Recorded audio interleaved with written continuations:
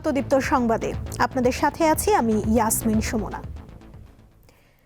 বিএনপির চেয়ারম্যান তারেক রহমান বলেছেন, দেশের মানুষ অর্থবহ পরিবর্তন ও রাজনৈতিক অধিকার ফিরে পেতে চায়।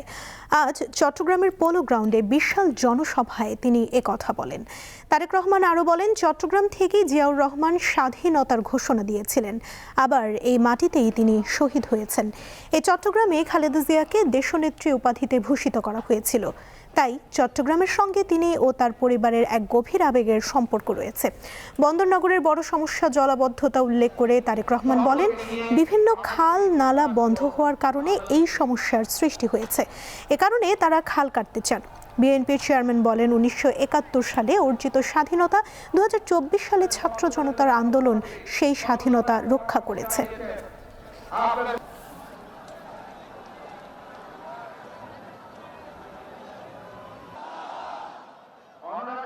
আমরা যদি শুধু সমালোচনা করার অর্থে শুধু সমালোচনাই করি, দেশের মানুষের পেট ভরবে? পেট ভরবে না। প্রিয় ভাই বোনেরা, বিএনপি একমাত্র রাজনৈতিক দল যারা যতবার সরকারে ছিল এই দেশের মানুষের ভাগ্যের পরিবর্তনের জন্য কাজ করেছে। তাদেরকে আমরা স্বাবলম্বী করে, অর্থনৈতিকভাবে স্বাবলম্বী করে গড়ে তুলতে চাই এবং সেই জন্য আমরা বলেছি, আপনাদের ভোটে ইনশাআল্লাহ আমরা বাংলাদেশের প্রত্যন্ত গ্রাম সহ সকল পরিবারের নারীদের কাছে আমরা ফ্যামিলি কার্ড পৌঁছে দিতে চাই। কৃষক ভাইদের পাশে, কৃষকের বোনদের পাশে আমাদেরকে দাঁড়াতে হবে এবং সেই জন্য আমরা বলেছি, আপনাদের ভোট ইনশাআল্লাহ আগামীকাল থেকে বিএনপি সরকার সক্ষম হলে আমরা ধীরে ধীরে বাংলাদেশের সকল কৃষকের কাছে কৃষক কার্ড নামে কার্ড পৌঁছে দিতে চাই। চট্টগ্রামের পোলো গ্রাউন্ডের সমাবেশ শেষে তারেক রহমান ফেনীতে রওনা হয়েছেন। গাড়ি বহরে রয়েছেন আমাদের সহকর্মী জহিরুল মোহসান। তিনি যোগ দিচ্ছেন এই মুহূর্তের খবর নিয়ে। মোহসান, তারেক রহমান দেশের ভবিষ্যৎ পরিকল্পনা নিয়ে আর কি বলেছেন, বিস্তারিত জানাবেন। সুমনা, তারেক রহমান বলেছেন তরুণদের কর্মসংস্থান সৃষ্টিতে তিনি অবদান রাখতে চান এবং এই যে চট্টগ্রাম বাণিজ্যিক নগর, এই বাণিজ্যিক নগরকে, চট্টগ্রামকে বাংলাদেশের বাণিজ্যিক রাজধানী করার যে প্রক্রিয়া শুরু হয়েছিল গত বিএনপির আমলে, এবার তিনি সেটি পূরণ করতে চান এবং চট্টগ্রাম মানুষের জীবনমানের উন্নয়নে যা কিছু দরকার সব কিছু প্রতিশ্রুতি তিনি করেছেন। এবং আমরা এখন কিন্তু চট্টগ্রামের পোলো গ্রাউন্ডের যেই জনসমাবেশ ছিল সেটি শেষ করে তারেক রহমান এখন ফেনীর উদ্দেশ্যে রওনা হয়েছেন। আমরা দেখছি যে এই যে তার গাড়ি বহরটি কিন্তু আসলে এগুতে পারছে না নেতাকর্মীদের ভিড়ে।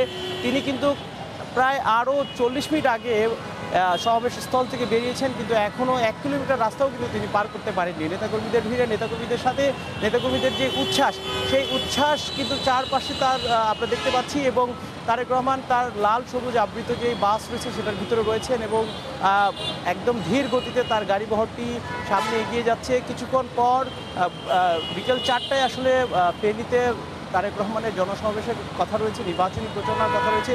সেই উদ্দেশ্যেই কিন্তু তিনি চট্টগ্রাম থেকে ফেনীর উদ্দেশ্যে রওনা হয়েছেন। তার সাথে গাড়ি বহরে বিএনপির স্থায়ী কমিটির বেশ কয়েকজন নেতাকর্মী রয়েছেন এবং চট্টগ্রাম এবং ফেনীর যে স্থানীয় নেতাকর্মী রয়েছেন তারাও কিন্তু তার গাড়ি বহরে রয়েছেন। আমরা দেখছি তারেক রহমান তার সড়ক দিয়ে যখন যাচ্ছিলেন, চারপাশে নেতাকর্মীরা তাকে ঘিরে ধরেন, বিভিন্ন স্লোগান দিতে থাকেন এবং তারেক রহমানকে স্বাগত জানিয়েও কিন্তু অনেকে আসলে স্লোগান দিচ্ছিলেন। দুপুর আসলে 12:30টার পর তারেক রহমান চট্টগ্রামের পোলো গ্রাউন্ড মাঠে আসলে তিনি আসেন। সেখানে তিনি বক্তৃতা দেন এবং তিনি বলেন, দীর্ঘ বক্তৃতায় তিনি বলেন, বাংলাদেশের মানুষ পরিবর্তন চায়, বাংলাদেশের মানুষ রাজনৈতিক পরিবর্তন চায়, বাংলাদেশের মানুষ শিক্ষা খাতে পরিবর্তন চায়, স্বাস্থ্য খাতে পরিবর্তন চায়। সেই পরিবর্তনটি মানুষের উপকারে কিভাবে আসে সেই প্ল্যান তিনি করে রেখেছেন এবং তার পরিকল্পনা অনুসারে তিনি যদি তার দল বিএনপি যদি ক্ষমতায় আসে, তিনি গ্রামের নারী থেকে শিশু পর্যন্ত ঘরে ঘরে স্বাস্থ্যসেবা পৌঁছে দেবেন। অর্থনৈতিক উন্নয়নের পাশাপাশি সব ধরনের মানুষের সেবার জন্য সব কিছু করতেই তিনি আসলে প্রস্তুত রয়েছেন বলে আমাদেরকে জানিয়েছেন। এবং আমরা তার বক্তৃতাতে শুনেছি যে তিনি বলেছেন যে এই চট্টগ্রামে কিন্তু তার পিতা সাবেক রাষ্ট্রপতি জিয়াউর রহমান স্বাধীনতার ঘোষণা দিয়েছিলেন এবং তার মা সাবেক প্রধানমন্ত্রী বেগম খালেদা জিয়াও কিন্তু এই চট্টগ্রামের মাটিতে বহুবার সমাবেশ করেছেন এবং তিনি বলেছেন এই চট্টগ্রাম তার জন্য অনেক আবেগের। আমরা আরও দেখেছি যে তিনি আসলে বলেছেন যে বিভিন্ন ধরনের ষড়যন্ত্র করা হচ্ছে দেশের ভেতর এবং দেশের বাইরে থেকে, সেই ষড়যন্ত্র যাতে রুখে দেওয়া যায় সেই ষড়যন্ত্র রুখতেও কিন্তু তিনি সবাইকে আসলে সতর্ক করেছেন। এছাড়া এর আগে গতকাল 7:30 কিন্তু চট্টগ্রামের যে শাহ আমানত আন্তর্জাতিক বিমানবন্দর রয়েছে সেখানে তারেক রহমান এসে পৌঁছান। সেখান থেকে তিনি যে হোটেল রেডিসনের উদ্দেশ্যে আসলে তখন রওনা হন এবং 9টা নাগাদ সেই হোটেলে পৌঁছান এবং আজকে সকালে তিনি হোটেলে আপনার প্রায় 300 বিশ্ববিদ্যালয়ের ছাত্রছাত্রীর সঙ্গে তিনি মতবিনিময় করেন এবং সেই মতবিনিময়ে সবাই বেশ কয়েকজন নেতাকর্মীও উপস্থিত ছিলেন। তারেক রহমান বলেছেন তরুণদের জন্য যা কিছু দরকার, শিক্ষায় উন্নয়ন, কর্মমুখী শিক্ষা এবং শিক্ষার মান আরও যাতে উন্নয়ন করা যায় সেই পরিকল্পনা তিনি করে রেখেছেন। তরুণদের কথা শুনেছেন, তরুণদের নানা ধরনের সমস্যার কথাও তিনি শুনেছেন। সেই চট্টগ্রামে কর্মসূচি শেষ করে এখন তারেক রহমান ফেনীর উদ্দেশ্যে রওনা হচ্ছেন।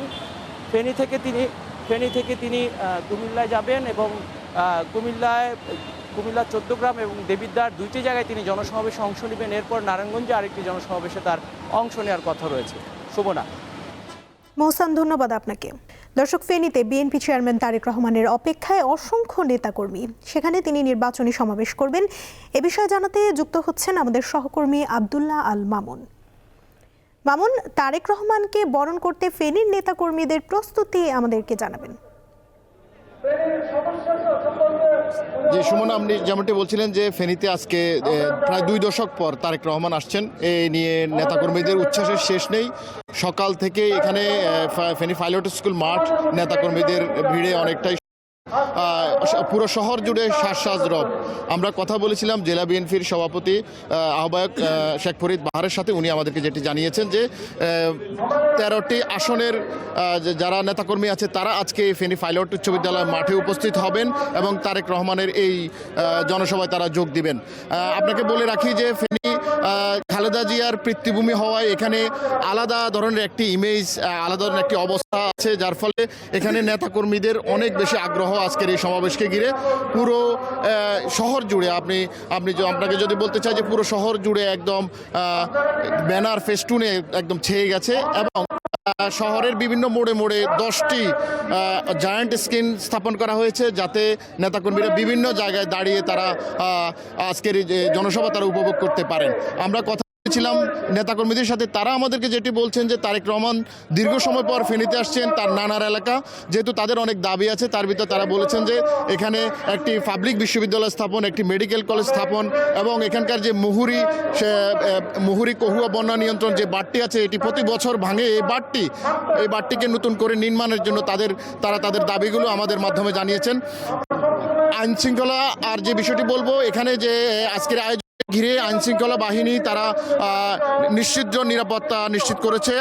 সেনাবাহিনী, বিজিবি, র্যাব এবং পুলিশ প্রচুর পরিমাণ সদস্য তারা এই এলাকাগুলোকে নিরাপত্তার চাদরে সাজিয়ে নিয়েছে, যার ফলে অনেকটা নিশ্চিত নিরাপত্তা বলা যায়। এখানে সুন্দর একটি সমাবেশের জন্য তারা প্রস্তুতি নিয়েছে। তবে আমরা যেটুকু জেনেছি তারেক রহমান চট্টগ্রামের সমাবেশ শেষ করে ফেনীর উদ্দেশ্যে রওনা দিয়েছেন। ফেনীতে এর আগেই পাইলট স্কুলের মাঠ অনেকটা পূর্ণ হয়ে গেছে।